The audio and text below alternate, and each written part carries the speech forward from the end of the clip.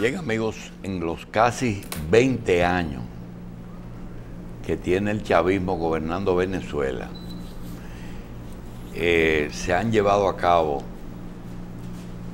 más procesos electorales, elecciones, plebiscitos y referéndum que ninguna otra nación en el mundo. Sin embargo, siempre gana el gobierno, no importa que estén dirigidos por Chávez, por Maduro, o lo que se dice por ahí, por los militares, pero siempre gana el chavismo. Pero la oposición, que posiblemente sea la culpable de todas sus derrotas, pretenden siempre inhabilitar y observar todos los procesos electorales, y sobre todo esos últimos que no han tenido la presencia de Hugo Chávez encabezando boletas. Recientemente se llevó a cabo unas elecciones en Venezuela, y lo último que tenemos es que el presidente de los Estados Unidos de América y el presidente de Argentina se comunicaron ayer para prometerse liberar Venezuela del chavismo.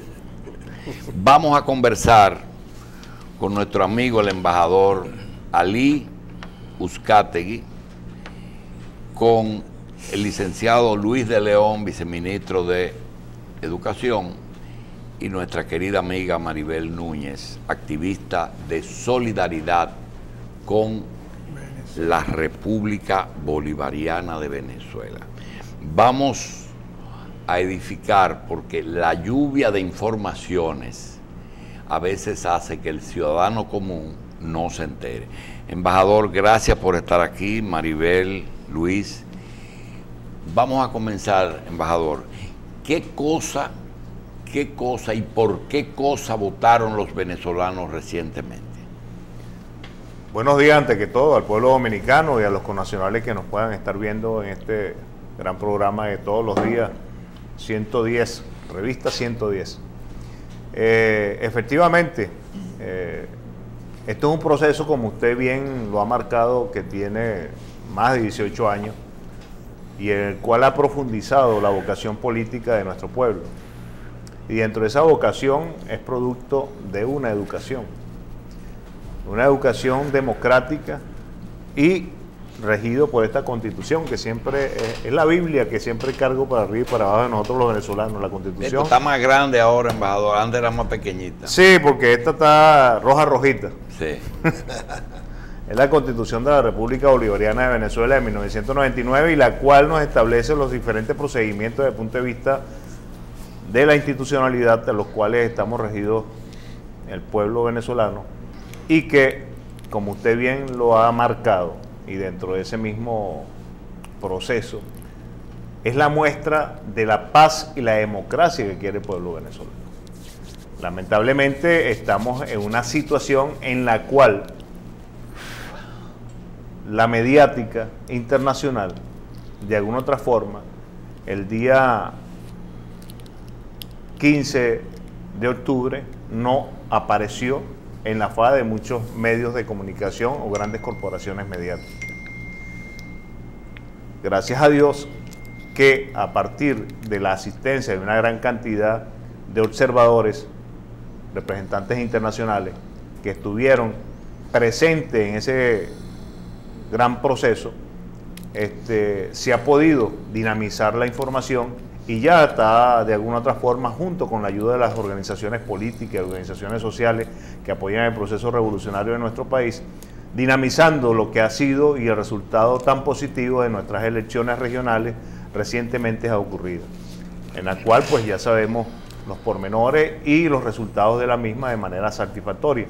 Y en adelante lo que queda es seguir desarrollando todas las acciones desde el punto de vista democrático, institucionales, para el bienestar no solamente del venezolano, sino el desarrollo de nuestro país, que se requiere después de ese bloqueo económico y financiero que nos ha mantenido lamentablemente el Departamento de Estado, o mejor dicho, el presidente Donald Trump, junto con su comitiva que lo acompaña, para tratar, como dijo, o como se han puesto de acuerdo el presidente Donald Trump y el presidente Macri, en liberar a Venezuela. Yo creo que deberían de librarse ellos de la mala influencia antes que tomar acciones contra nuestro país. No le hagan caso a Donald Trump en eso. Donald Trump habla mucho, entonces se equivoca mucho. Bien. Sí, ya. Donald Trump de la madrugada está tuiteando, diciendo cosas. Nosotros quisiéramos ser objetivos y reconocerle al representante del gobierno venezolano en República Dominicana que ha sido muy cauto en cuanto a tener que defender el régimen.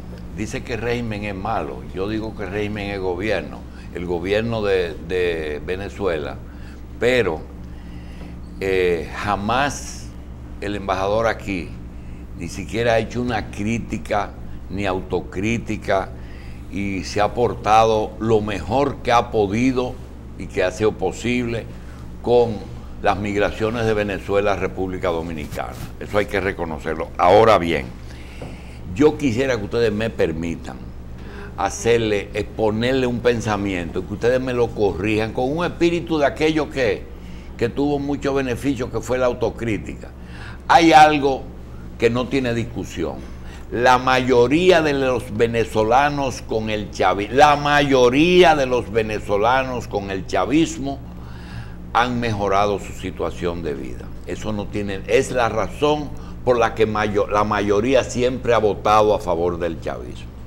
Y esas clases que gobernaron monopólicamente Venezuela, tanto el poder local como el poder extranjero, que se han sentido desplazados, han tenido mucha fuerza, pero esa fuerza se le ha negado el poder que tienen. Le dicen que han bloqueado, que han hecho, que han tornado, porque le han quitado el poder que tenían. Ahora, Venezuela tenía un error histórico, que no son los chavistas los culpables, que es descansar en el petróleo. No desarrollaron Venezuela en todas las áreas que debieron hacerlo. Venezuela sin petróleo pudo haber sido uno de los países más ricos de América. Su agropecuaria, su industria, su turismo, inclusive minería. En un momento, pero no lo hizo nadie, ni los anteriores ni los que vinieron.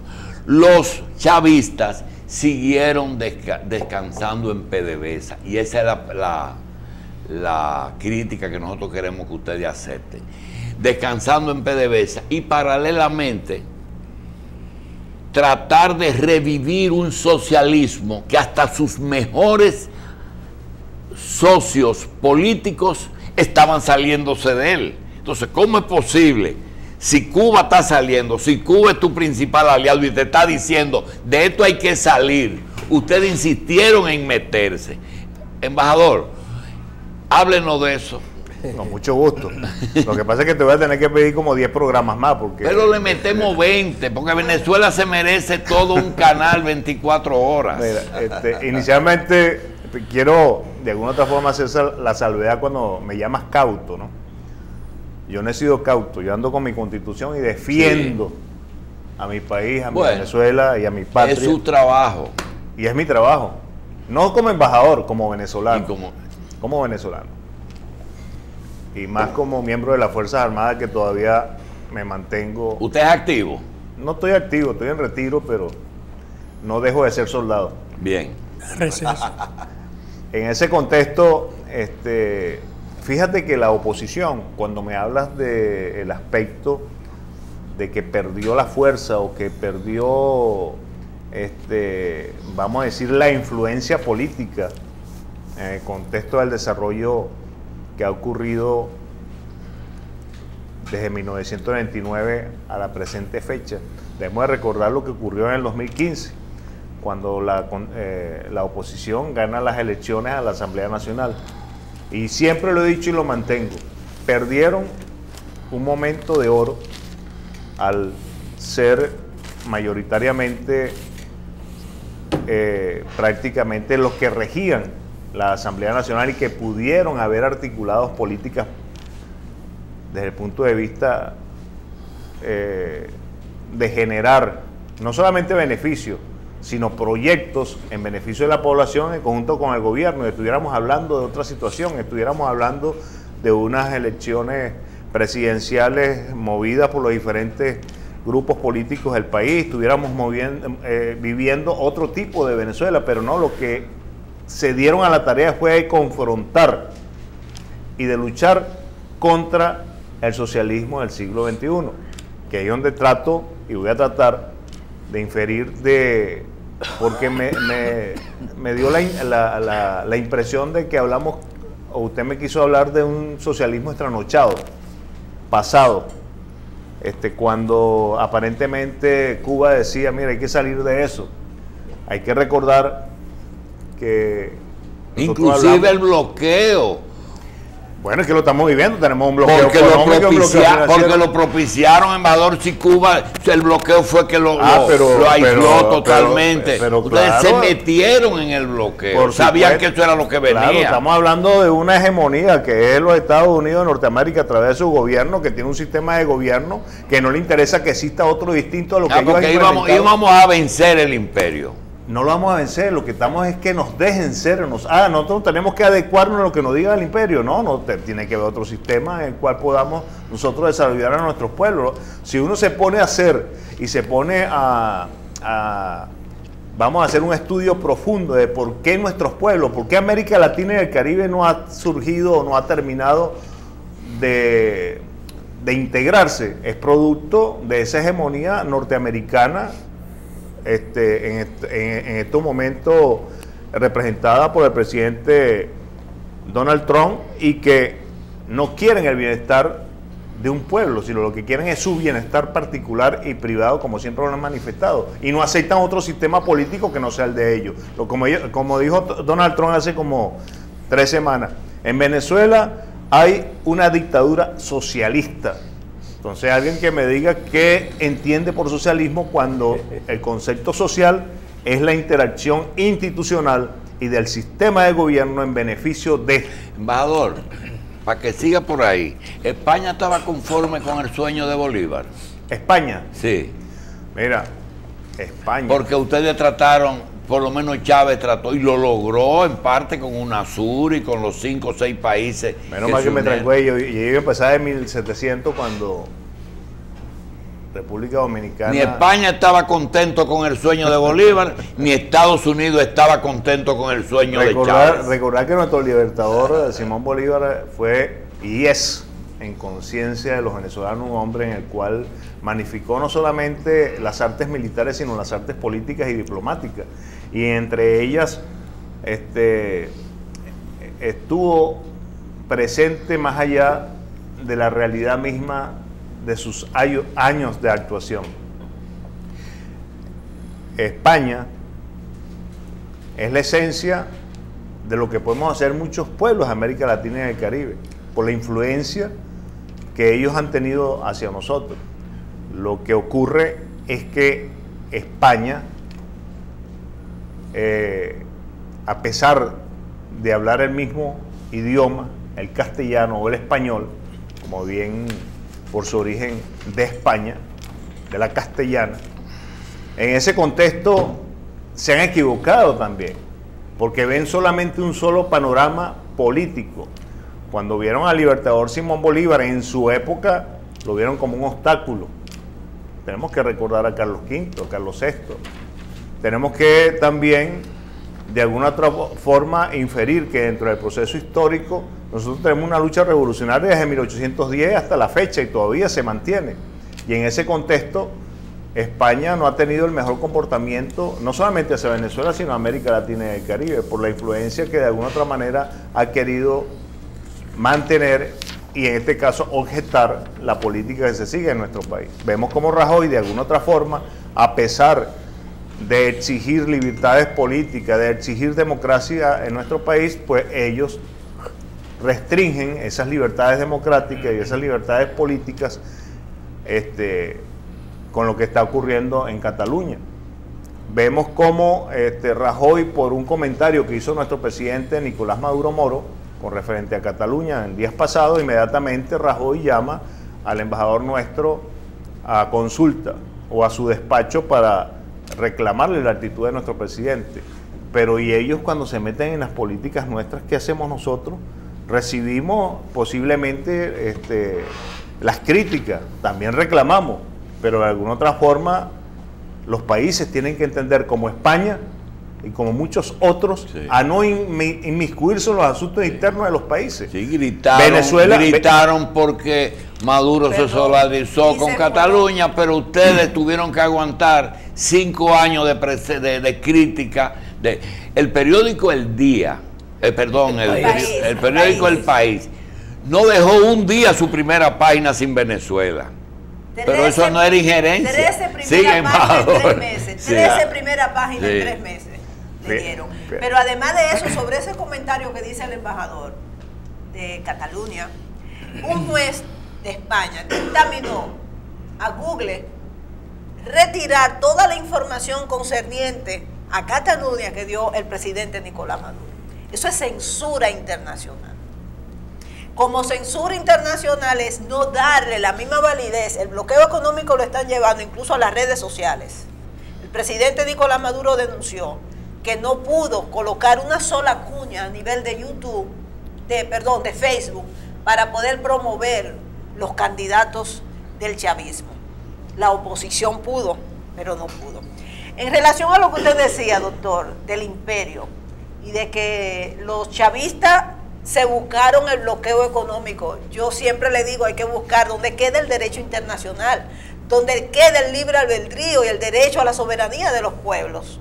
¿Es que acaso los pueblos diferentes de Estados Unidos no tenemos derecho a la soberanía? Maribel, no, mira, a Maribel, la decisión. No, yo estoy de acuerdo contigo. Derecho tenemos de todo y el respeto también. Lo que pasa es que cuando usted se sienta a gobernar un país, usted tiene que ver lo posible.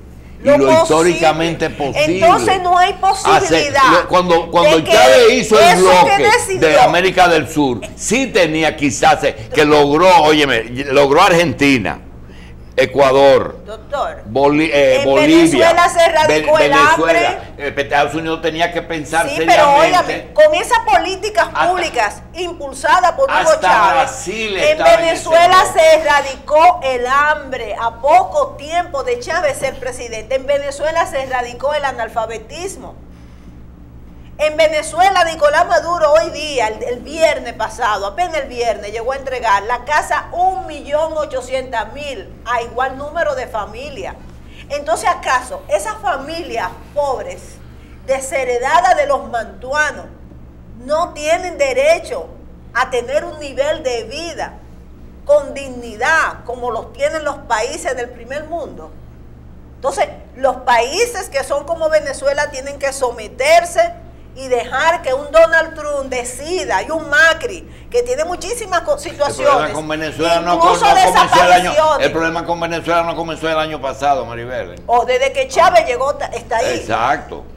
Y se acrecentó con Maduro, y con porque Nicolás Maduro se acrecentó. Por eso hoy hay que decir que el gran triunfador de esos 18 estados que hoy son rojos, chavistas, ese triunfo del pueblo que salió de manera democrática, ese pueblo, óyeme, yo estuve en Venezuela, señores, yo le presento una entrevista que hice los otros días. Sí. ¿Qué es eso, El mapa electoral. Es el mapa del triunfo, es el mapa venezolano. ¿Qué es lo azul, El azul son donde ganó la oposición. Dos provincias. Se dividió la oposición. Cinco provincias.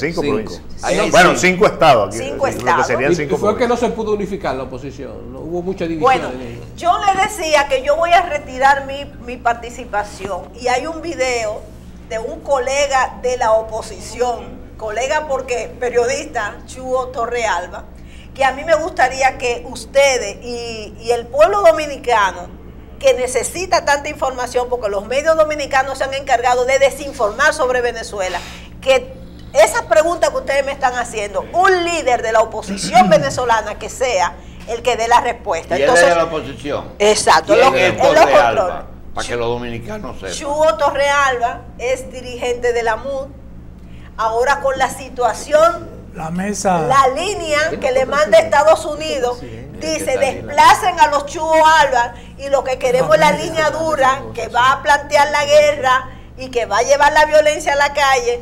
Volumen. Y llegan y ponen. Adelante con audio. Exacto.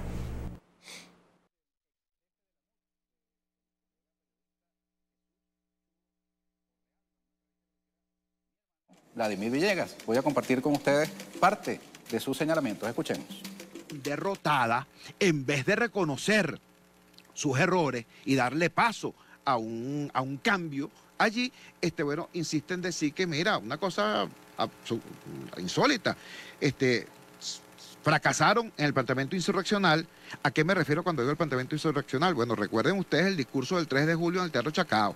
Allí las 4 frases fundamentales fueron levantamiento nacional, rebeldía ascendente, hora cero y huelga general.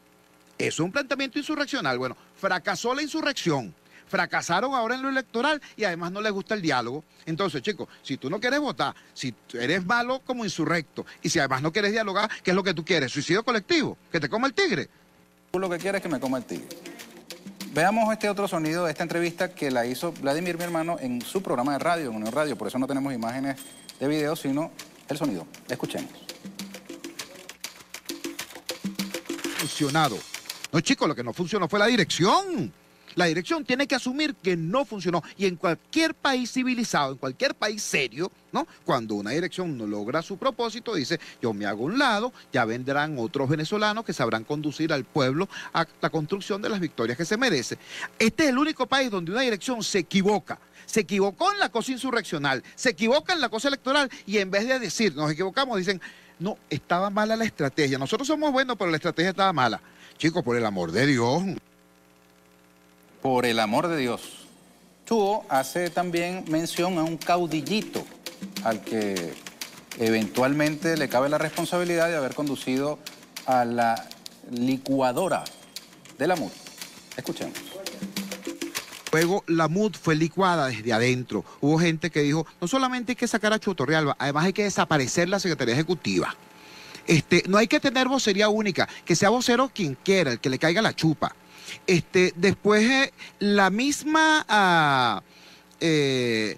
siglas de la MUD fueron desaparecidas. Yo quiero recordarle a todo aquel que me escuche que en la boleta de votación del 16 de julio la palabra MUD no aparecía. La boleta de votación estaba firmada por un fantasmal Movimiento Libertador, ¿se acuerdan? Es decir, la MUD fue licuada. Entonces, eso nos trae a esta situación. A lo mejor entre abril y julio hubo algún caudillito que decía, si yo licuo la MUD, chévere, porque entonces puedo manejar la oposición como me dé la gana. Pero ahora que está pasando esta crisis, ahora se ve, caramba, cuánta falta hace una estructura que tenga una dirección colectiva y una vocería coherente que oriente el asunto. Entonces, yo creo que eso hay que rescatarlo. Ahora, ¿se llamará MUD? No sé, porque la magia de esas 3 letras tenía básicamente 2 dimensiones. Una electoral, es decir, la MUD era la tarjeta que fue capaz de derrotar al PSUV. Ahora que tenemos unos dirigentes que dicen que votar no importa, porque la estrategia está en cuestión, caramba, o sea, unos dirigentes que han convencido a su propia base de que votar no es tan relevante hasta el punto que los abandonaron 3 millones de votantes. Entonces habría que revisar eso. La otra importancia de la MUD es la importancia internacional. Esas fueron las 3 letras que lograron reconocimiento internacional. Eso, desgraciadamente, por no tener cancillería, ahora resulta que tenemos a Almagro regañando a la MUD, el Papa desconfiando de la MUD y la MUD desconfiando del Papa, la Unión Europea diciendo fraude. Vamos a ver, hay que investigar primero si eso es verdad, ¿no? Y Trump no es que apoya a la MUD, Trump está en su juego y se lleva por el medio lo que sea. Entonces, esa es la importancia, las 2 importancias fundamentales de la MUD como branding, como marca. El tema electoral y el tema internacional, y ambos están en cuestión precisamente por los errores de la misma MUD.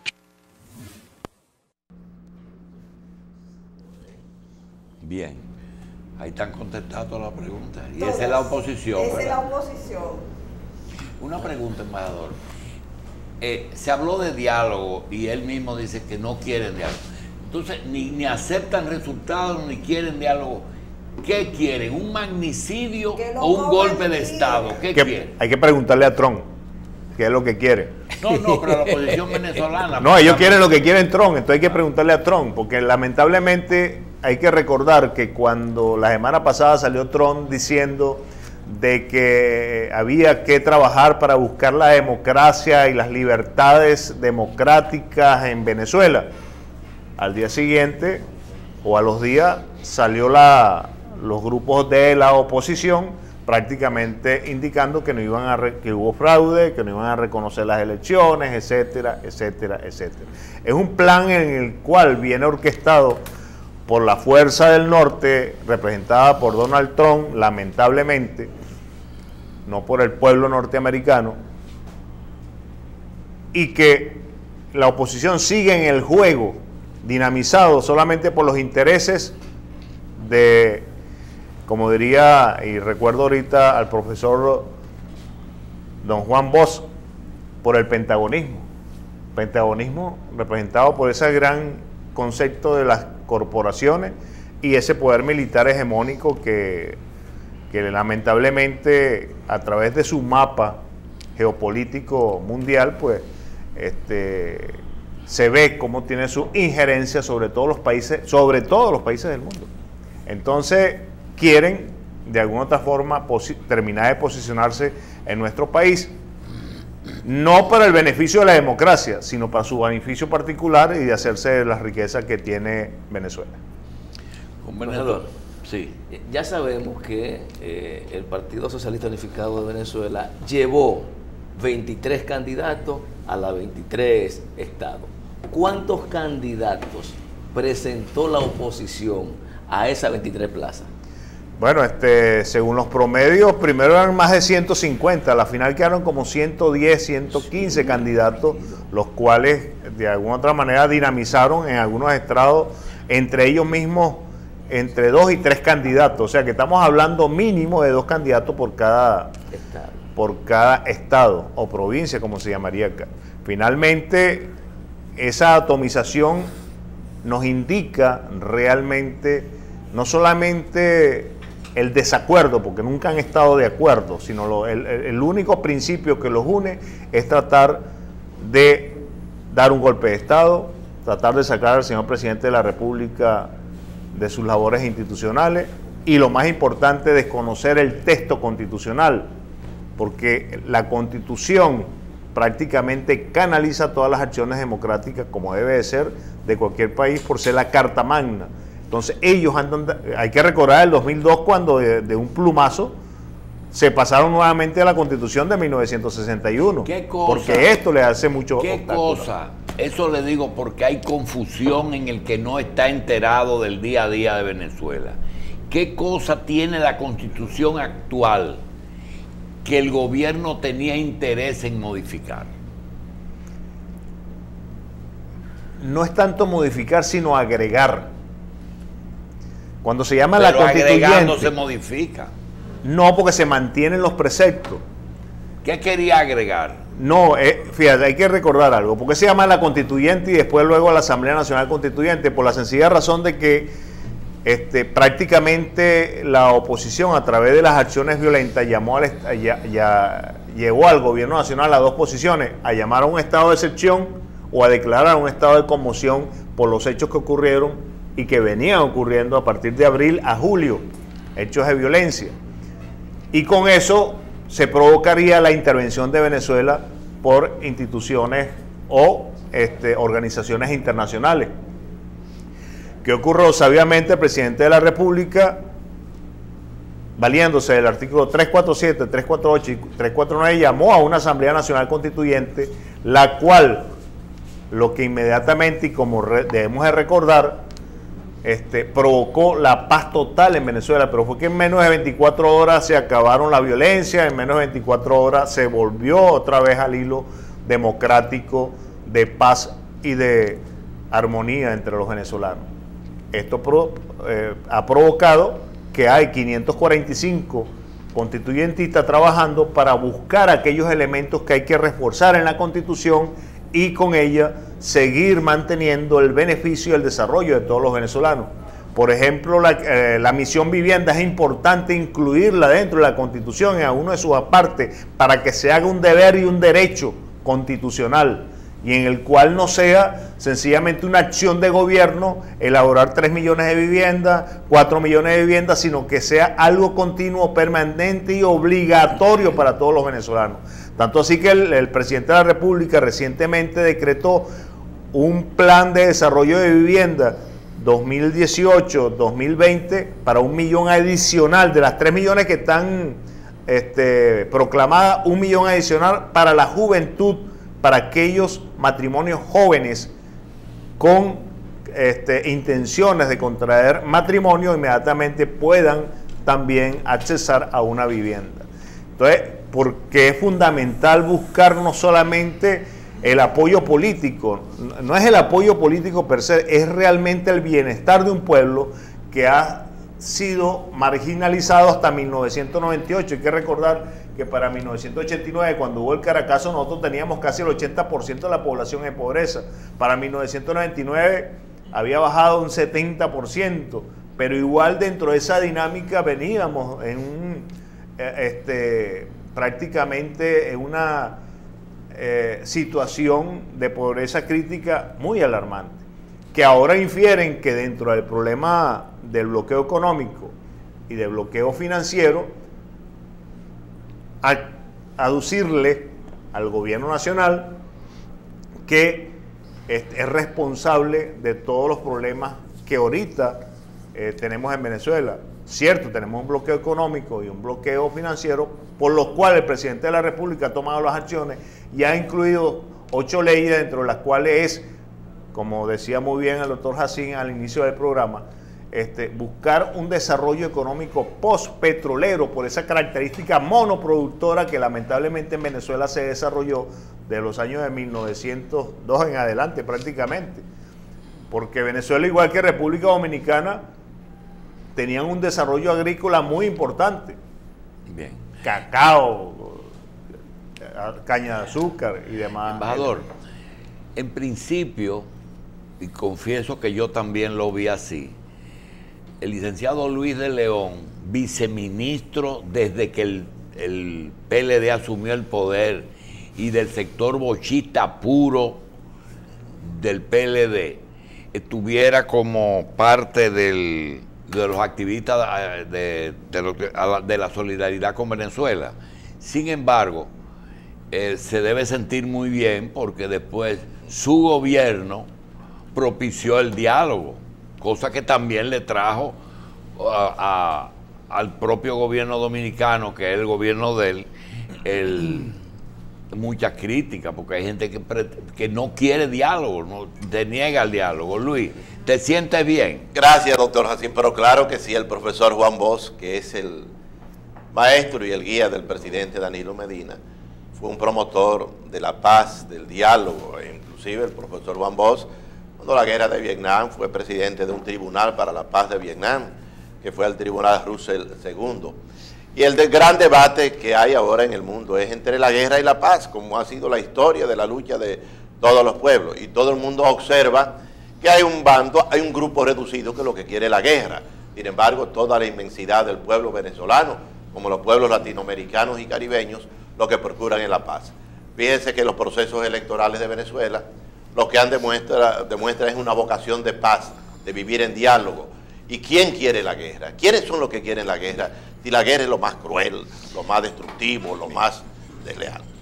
Bien, Maribel, tú has tenido oportunidad de presenciar procesos en Venezuela y desde aquí uno dice, bueno, la oposición quiere desplazar al gobierno primero por elecciones, no ha logrado la cantidad de votos necesarios para desplazar al gobierno, el gobierno sigue siendo más popular que toda la oposición junta. La otra forma es un golpe de Estado, lo han intentado, lo dieron y tuvieron que echar para atrás en más de una ocasión, viven en una constante conspiración, incitan militares a que tomen las armas. Algunos han hablado hasta del magnicidio, tanto de Chávez como con Maduro.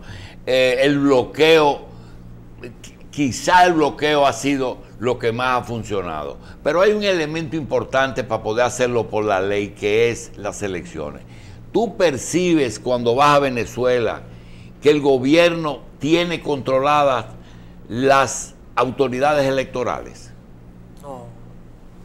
Venezuela tiene el sistema electoral más perfecto del mundo, y no lo dicen los venezolanos, ni lo digo yo, sino que fue allá el Centro Carter, Jimmy Carter, y lo estableció en base al sistema.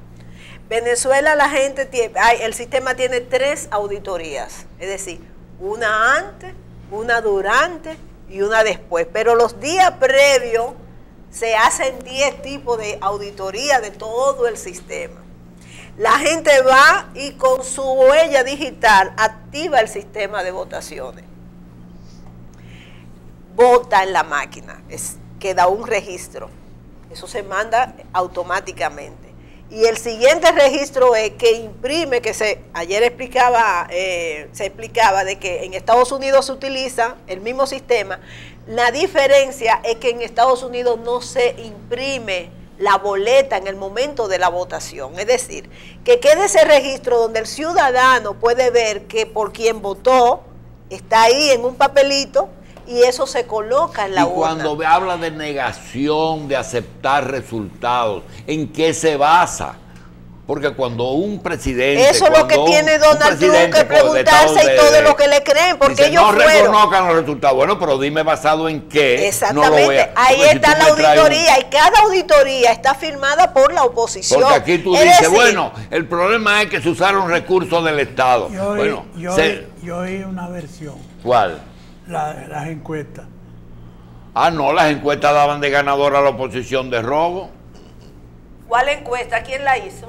No, porque eso hay que preguntarse. 4 encuestas decían pero ¿quién hizo que la oposición ganaba la... Sí, pero la encuesta más importante es son esas elecciones. Además, yo te voy a decir una cosa, la mayoría de las firmas encuestadoras venezolanas se fueron de Venezuela. Pero a lo mejor y la están haciendo desde afuera. Las encuestas no medían 3 candidatos de la oposición por plaza. Veían la oposición en sentido general.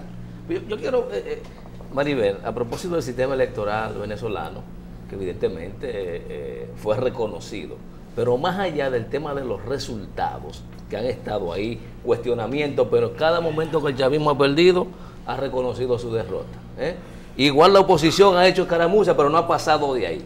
Sin embargo, yo creo que el punto más crítico es la acción que se cometió ahora cuando pasaron las elecciones a la Asamblea Nacional, que evidentemente hay que reconocerlo, porque si uno no reconoce los errores, evidentemente ¿a la Asamblea Nacional Constituyente? Sí, no, la Constituyente no, la Asamblea Nacional, cuando la oposición ganó de manera clara y arrolladora la mayoría, que hubo un escarceo del gobierno, impugnó 3 legisladores para evitar el control absoluto. Eso sí, creó y sigue creando y generando desconfianza.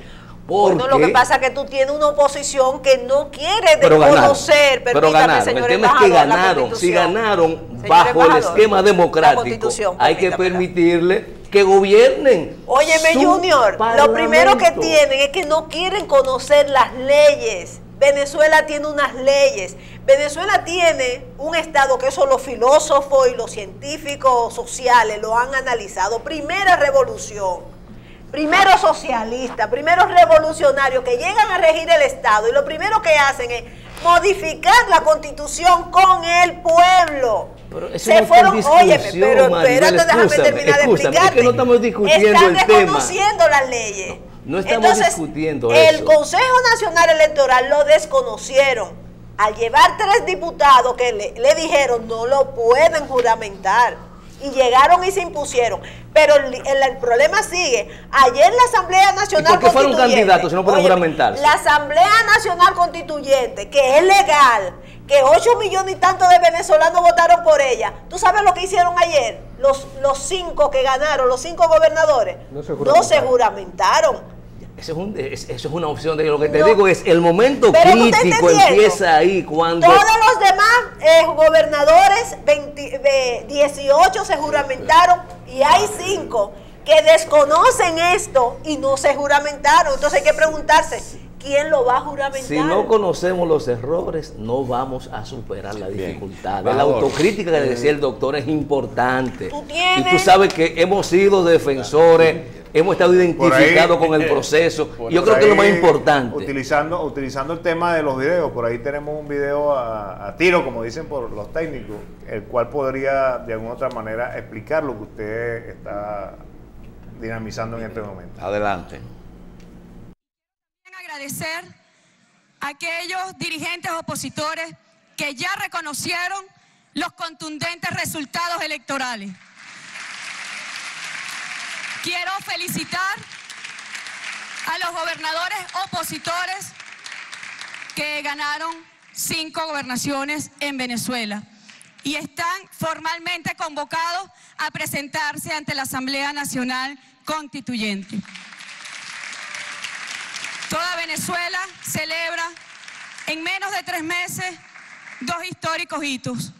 La elección del 30 de julio, que marcó la paz para nuestra patria, y la elección regional que consolida la paz y la defensa de la soberanía en Venezuela. Mensaje muy claro. Aquí nadie puede decir que hay dudas, aquí nadie puede decir que hay claroscuros, aquí nadie puede decir que no hay mensajes. Venezuela mandó primero un mensaje al presidente de los Estados Unidos. Le dijo, no hay amenaza que valga para someter al pueblo de Venezuela. Y esa lección todavía debe dolerle en la piel al señor Donald Trump. Debe saber de qué estamos hechos los venezolanos y las venezolanas. No hay forma, no hay agresión, no hay sanción, no hay bloqueo criminal que pretenda y procure doblegar la voluntad del pueblo de Venezuela.